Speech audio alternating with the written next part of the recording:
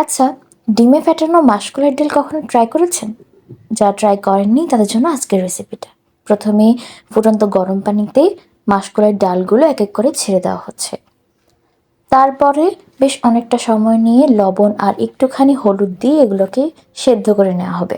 খুব বেশি সেদ্ধ করা যাবে না, একদম আড়া সেদ্ধ মানে অর্ধেক সেদ্ধ যেটাকে বলে সেটা করে নিতে হবে। অর্ধেক সেদ্ধ করার পরে তারপর পানিতে দিয়ে এগুলো ছেঁকে নিতে হবে।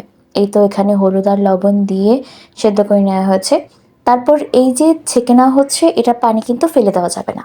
সেই মাসকলাইয়ের ডালটা এখানে পাটাতে বেটে নিতে হবে, অনেকে ব্লেন্ডার করে দেন। তারপর সেই ছেঁকে নেওয়া পানিটার মধ্যেই ডালটাও ছেড়ে দেওয়া হয়েছে।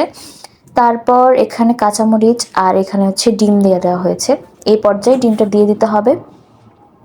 তারপর খুন্তি দিয়ে প্রপারলি নেড়ে চেড়ে ডিমটাকে ফাটিয়ে নিতে হবে। আপনারা চাইলে ফাটিয়েও তারপর দিতে পারেন, চাইলে এভাবে আস্ত দিয়ে দিতে পারেন, পরে ফাটিয়ে নিতে পারেন। যাই হোক, এখানে ডালটা হয়ে গেছে।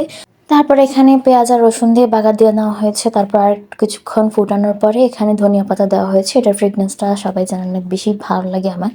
যাই হোক, আর কিছুক্ষণ ফুটানোর পরে রেডি আমাদের ডিম দিয়ে মাসকলাইয়ের ডাল। কে কে পছন্দ করেন অবশ্যই কমেন্ট করে জানাবেন। আজকের মতো এই পর্যন্তই।